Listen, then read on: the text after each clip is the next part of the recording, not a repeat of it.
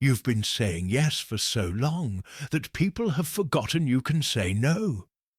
They've forgotten that your time has value, that your energy is limited, that your favors aren't free. They've forgotten because you never reminded them, because you kept giving and giving and giving until they came to believe that your generosity was their right, that your availability was their entitlement, that your sacrifice was simply what you do. And now you're exhausted. You're depleted. You're running on empty while watching the people you've helped move forward without you. They don't ask how you're doing. They don't offer to reciprocate. They don't even seem to notice that you've been carrying them while carrying yourself. Because when someone is endlessly available, their presence becomes invisible. When someone never says no, their yes becomes worthless. Right now, you're probably afraid that saying no will make people angry, that denying favors will make them leave, that protecting your energy will label you as selfish. And you're partially right. Some people will be angry. Some people will leave. Because those people never valued you. They valued what you provided. And when you stop providing without boundaries, they'll reveal exactly how little you mattered to them beyond your utility. But here's what you need to understand. The people who get angry when you set boundaries are the same people who are exploiting your lack of them. The people who leave when you start saying no are the people who were only there to take. And losing people who don't actually value you isn't loss. It's liberation. It's clearing space for people who respect you enough to accept that your time, energy, and favors aren't unlimited resources for them to consume. You deserve better than this. You deserve people who value you, whether you can help them or not, who respect your no as much as they appreciate your yes, who understand that your generosity is a gift, not a subscription service. But nobody will treat you this way until you demand it, until you start denying the requests that drain you, until you protect your energy like the precious resource it is.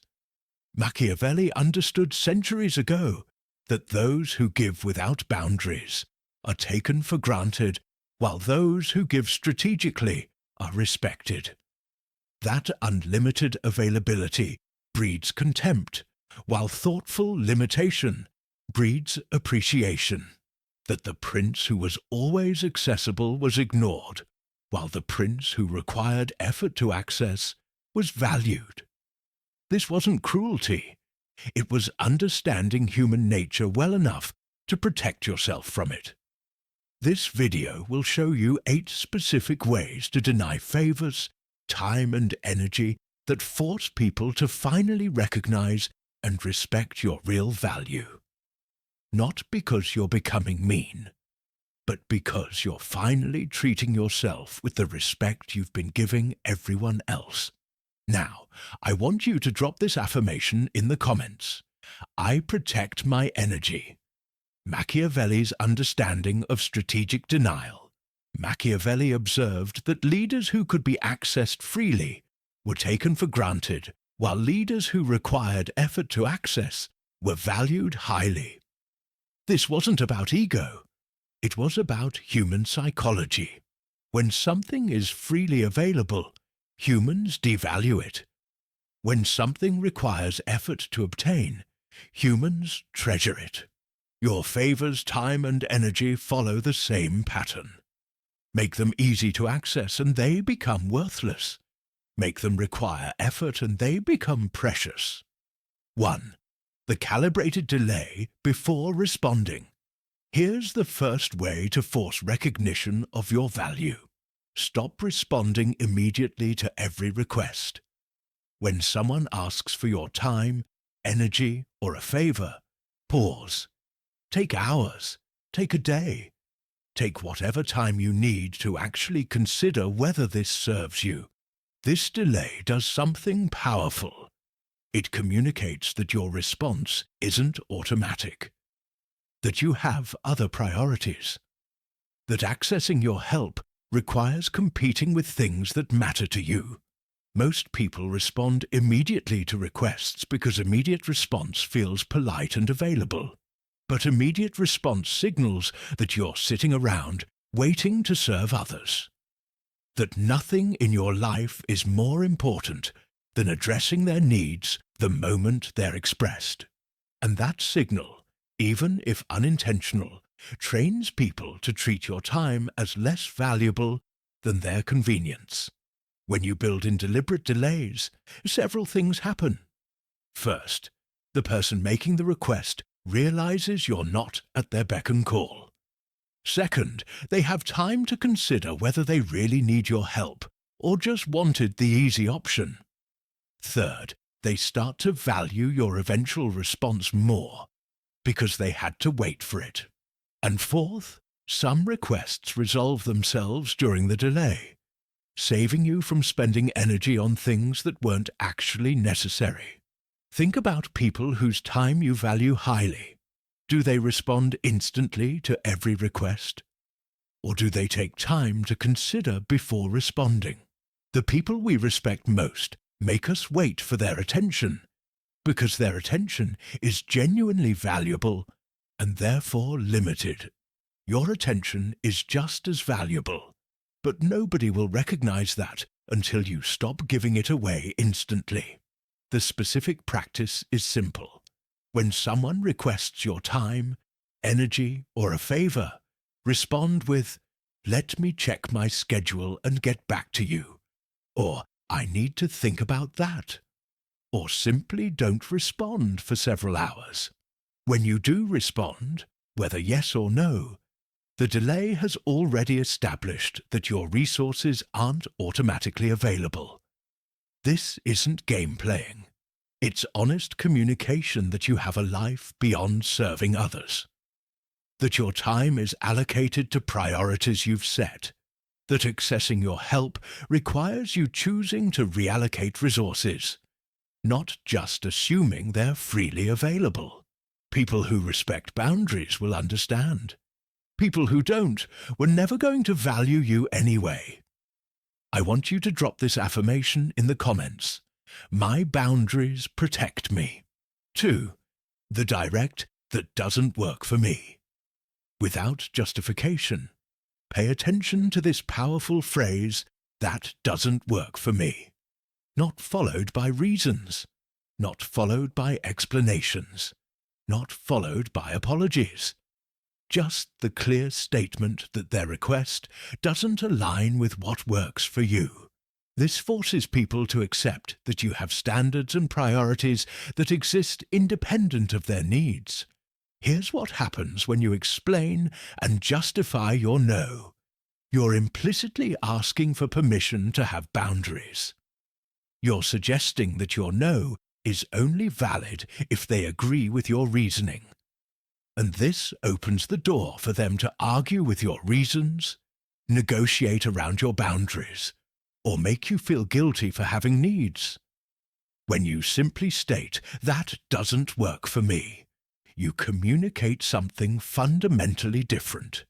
You're not asking permission. You're informing them of a reality. Your boundaries don't require their understanding or approval. They simply are. And that firmness forces respect, even from people who don't like your answer. Think about how differently people respond to these two versions. "I can't help you move because I have a lot of work and I'm really tired, and I promised myself I'd rest this weekend," versus "That doesn't work for me." The first invites negotiation. Can't the work wait? You can rest after helping. The second creates a boundary that stands independent of their needs. This doesn't mean being rude. You can deliver "That doesn't work for me" with warmth and kindness. The tone can be compassionate while the boundary remains firm. "I really appreciate you thinking of me, but that doesn't work for me" is both kind and unmovable. It communicates that you care about them while also caring about yourself. The specific practice. When someone requests something that doesn't serve you, respond with some version of, "That doesn't work for me," or "I'm not available for that," or "That's not something I can do." If they push back or ask why, you can repeat the boundary or add, "I've got other commitments," without detailing what those commitments are. Your reasons are yours, not materials for negotiation. People will adjust to this. The ones who respect you will accept your boundary even if disappointed. The ones who don't respect you will push back, argue, or guilt trip. And their reaction tells you exactly what you needed to know about how they view you, as a person with legitimate needs or as a resource for their consumption. I want you to drop this affirmation in the comments. I choose respect always. 3. The conditional, yes, if you can do this for me. Here's a technique that forces immediate recognition of your value. Make your help conditional on reciprocity. When someone asks for a favor, respond with, "I can help with that if you can help me with something." This transforms the dynamic from one-sided extraction to mutual exchange. And people's response to this condition reveals exactly how they value you. Most people have been trained to give without asking for anything in return, to help unconditionally, to be there for others regardless of whether others are there for them. And while this seems noble, it creates relationships where you're the giver and they're the taker. Conditional help forces both parties to acknowledge that the relationship should involve mutual benefit, not one-sided service. When you make your help conditional, several things happen. First, people who genuinely value you will say yes to the condition because they want to support you as much as you support them. Second, people who only valued your utility will balk at the condition because they never intended reciprocity. Third, you immediately filter relationships into those based on mutual care and those based on your exploitation. Fourth, you establish that accessing your resources requires contributing to yours. Think about professional relationships. Nobody expects free consulting, free labor, or free services without exchange. Mutual benefit is assumed. But in personal relationships, somehow expecting reciprocity gets labeled as transactional or selfish. This is exactly the mindset that enables exploitation. Reciprocity isn't transactional. It's the foundation of healthy relationships. The specific practice: when someone asks for help, respond with, "I can do that if you can help me with specific reasonable request." The request should be genuine, equivalent in effort, and something you actually need. If they say yes, you both benefit. If they say no or act like your condition is unreasonable, you've learned they only value one-sided extraction. This forces people to see you as someone with needs rather than a service to be consumed. It reframes the dynamic from, "You're here to serve me," to "We help each other." And people who genuinely care about you will be happy to reciprocate. People who don't will resist, revealing that they never saw you as an equal, but as a resource. I want you to drop this affirmation in the comments. I protect my energy. 4. The strategic, I only say yes to things that criteria. Pay attention to this boundary-setting framework. Establish clear criteria for what you say yes to and reference those criteria when denying requests. I only take on projects that align with my priorities. I only extend help to people who've demonstrated they value my time. I only say yes to things I genuinely have capacity for. These criteria force people to recognize that your help isn't randomly distributed. It's strategically allocated based on standards you've set. When you have explicit criteria, several powerful things happen. First, your no's feel less personal because they're based on objective standards rather than arbitrary rejection. Second, people understand what they'd need to do to earn your yes in the future. Third, you appear principled rather than selfish.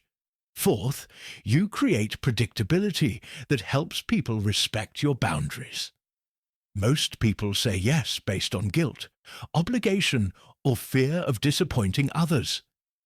This means their yes is easily manipulated by anyone who knows how to create guilt or obligation. When you say yes based on criteria, you remove emotional manipulation from the equation. Your yes is earned by meeting standards, not extracted through guilt. Think about organizations or people you respect who have clear standards for engagement. They don't help everyone who asks. They help people who meet their criteria. And this selectivity doesn't make them seem selfish. It makes them seem principled and valuable. When access requires meeting standards, that access becomes more valued. The specific practice: define your criteria. Maybe it's, I only help people who've helped me. Maybe it's, I only say yes to things that serve my growth. Maybe it's, I only extend energy to relationships that are reciprocal. Then, when denying requests, reference your criteria. I appreciate you asking, but I only say yes to things that criteria, and this doesn't meet that for me. This forces people to see that your resources aren't distributed based on who asks or who guilts you most effectively. They're allocated based on standards you've set to protect yourself. And that structure demands respect because it shows you value yourself enough to have standards. I want you to drop this affirmation in the comments. My boundaries protect me. 5. The honest, I've already overextended and need to pull back. Here's a powerful way to deny requests while forcing recognition of how much you've already given. Be honest about your depletion. I've been saying yes too much, and I'm burned out. I need to pull back and recharge. I've overextended myself trying to help everyone, and I have nothing left to give right now. This honesty does something important. It makes visible the cost of all the yeses you've been giving. Most people hide their exhaustion. They keep saying yes while burning out because admitting they're depleted feels like failure or weakness. But hiding your exhaustion allows people to keep taking from you without recognizing the cost. When you make your depletion visible, you force people to see that your generosity has limits and that those limits have been reached. When you honestly name your exhaustion, several things happen. First, people who care about you will feel concern and back off. Second, people who don't care about you will reveal themselves by pushing for what they want anyway. Third, you give yourself permission to prioritize recovery. Fourth, you establish that there are consequences to taking too much. You eventually have nothing left to give. Think about how you'd respond if someone you care about told you they were burned out from helping everyone. You'd probably encourage them to rest. Tell them it's okay to say no. Maybe even feel guilty if you'd been one of the people asking for help. Most people who genuinely care about you will respond the same way. Those who don't will argue that they need you anyway. The specific practice: when someone requests your help and you're genuinely depleted, respond with, I've been overextending myself, and I need to pull back right now to recharge. I can't take on anything else at the moment. If they ask when you'll be available, you can say, I don't know. I need to take care of myself for a while first. This forces people to recognize that you're not an infinite resource. That saying yes has costs, that those costs have accumulated to the point where you need to stop giving and start recovering. And people's response to this information tells you whether they value your well-being or just your utility. I want you to drop this affirmation in the comments. I choose respect always. 6. The firm. I've already committed that time to myself. Pay attention to this reframe that forces people to see you as someone with legitimate needs. Treat time you've allocated to yourself as commitments that deserve the same respect as commitments to others. I've already committed that time to rest. I've set aside that day for personal projects. That time is allocated to things I need to do for myself. This establishes that self-care isn't something you do if you have time left over. It's a priority equal to external commitments. Most people treat time for themselves as flexible, in a way they'd never treat commitments to others. Doctor's appointment? That's locked in. Meeting with friend? Can't move it. Time for yourself? Well, if someone needs you, obviously that can be sacrificed. This asymmetry teaches others that your needs don't matter as much as theirs. When you treat self-commitments with the same firmness as external commitments, several things shift. First, people recognize that your time isn't unallocated waiting for them to claim it. Second, they understand that choosing yourself is legitimate, not selfish.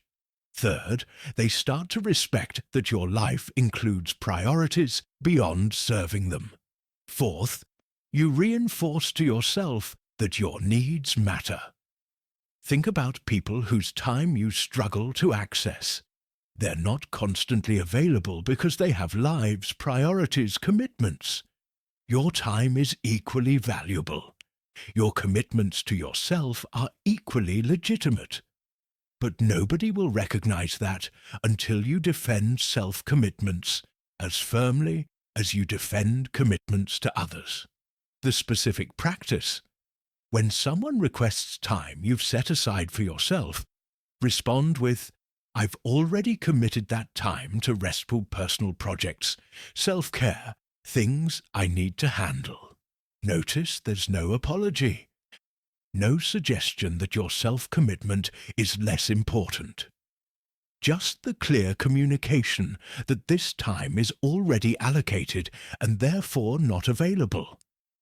This forces people to see that your life doesn't revolve around their needs, that you have a full existence that includes taking care of yourself, and that accessing your time requires respecting that sometimes it's genuinely not available because you've already committed it elsewhere, including to yourself.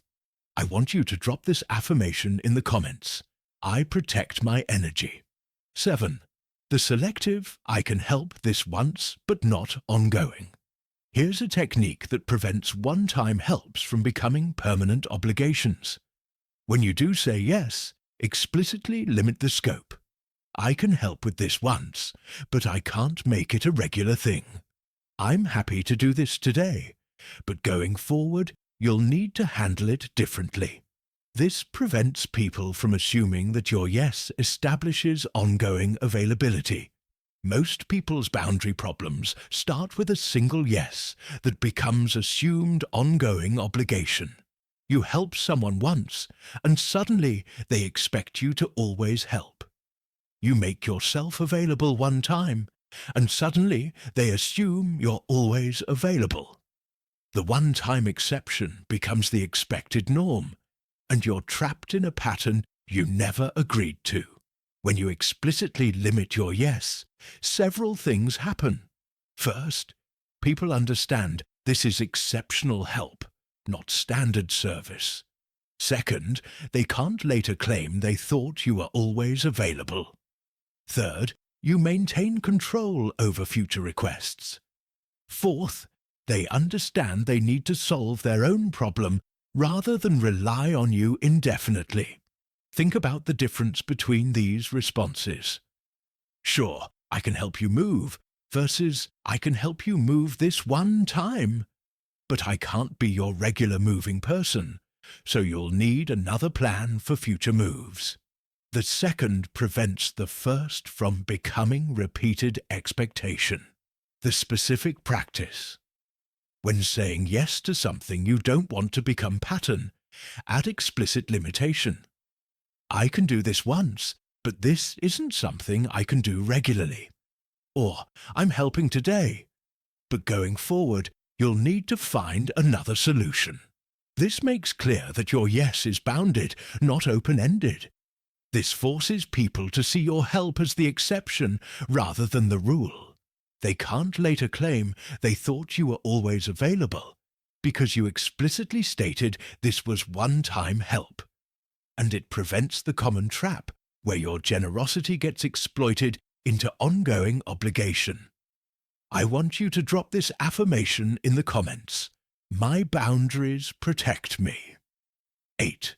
The clear, I'll let you know if I can, but don't count on me. Here's the final technique for forcing recognition of your value.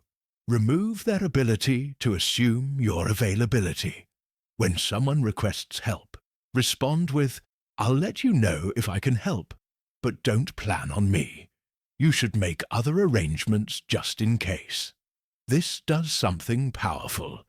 It shifts the burden back to them while making clear that your help isn't guaranteed. Most people immediately commit yes or no. But immediate yes trains people to assume you're always available. And immediate no sometimes feels too harsh. This middle response, maybe but don't count on it, maintains your flexibility while preventing them from assuming your availability. And it forces them to value your help more if it comes because they couldn't assume it. When you use this response, several things happen. First, they make backup plans instead of depending on you. Second, if you do help, they're grateful rather than entitled. Third, if you don't help, they're not left stranded. Fourth, you maintain control without committing to answer immediately. Fifth, your eventual yes becomes more valued because it wasn't guaranteed. Think about how differently people value guaranteed help versus uncertain help. Guaranteed help gets taken for granted. Uncertain help that comes through gets deeply appreciated. By making your help uncertain, you increase its perceived value whether you ultimately help or not. The specific practice. When someone requests help, respond with, I'll see if I can make it work, but you should make other plans just in case I can't. Then actually consider whether helping serves you. If it does, you can help. If it doesn't, you already told them not to count on you, so there's no guilt in declining. This forces people to see your help as bonus, not baseline. As something to be grateful for if it happens, not something to be expected. And that reframe is essential for getting people to value your generosity rather than exploit it. I want you to drop this affirmation in the comments. I choose respect always. Protecting your value through strategic denial. So here's what these 8 techniques reveal. Your value isn't recognized when you're always available. It's recognized when you're strategically selective. Delaying responses shows your time is allocated. Declining without explanation shows your boundaries don't need approval. Conditioning help on reciprocity forces mutual exchange. Establishing criteria makes access earned. Naming exhaustion makes costs visible. Defending self-commitments shows you matter. Limiting scope prevents exploitation. Making help uncertain increases its value. This isn't about becoming selfish or unhelpful. It's about protecting yourself from people who've been treating your generosity as their entitlement. It's about forcing recognition that your time, energy, and favors have real value and can't be consumed without limits. It's about teaching people that accessing your help requires respecting that you're a person with needs, not a service to be used. Machiavelli would remind you that those who give without boundaries are taken for granted, while those who give strategically are valued. That respect isn't earned by endless availability, but by demonstrated self-respect, that people only value what they can't take for granted, and that protecting your resources isn't cruelty, it's necessary self-preservation. The people who genuinely value you will respect your boundaries. They'll understand when you say no. They'll appreciate your yeses more because they're not guaranteed. They'll reciprocate because they want mutual care, not one-sided service. The people who don't respect your boundaries never valued you. They valued what you provided. And losing people who only saw you as utility isn't loss. It's liberation. If this video showed you that protecting yourself forces others to finally see your value, hit that like button. Share it with someone who gives too much to people who take too much. And subscribe, because we're going to keep exploring how to protect your goodness instead of letting it be exploited. Now I want you to drop this final affirmation in the comments. I am powerful and kind. Protect your energy fiercely. Give strategically. Demand reciprocity. Now go force the world to recognize your value by finally refusing to give it away for free.